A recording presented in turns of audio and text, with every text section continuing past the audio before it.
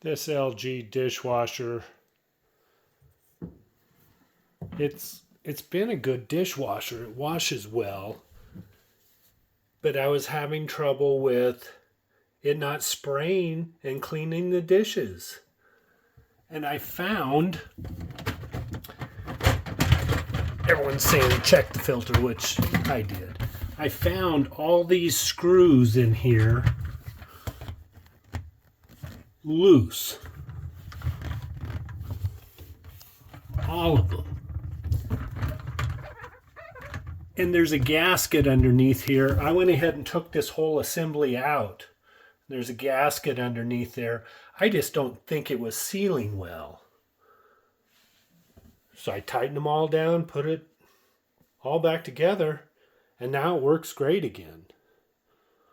Also, this thing, it's hard to see.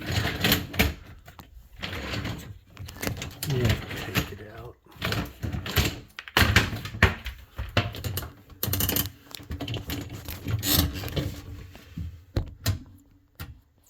Right there.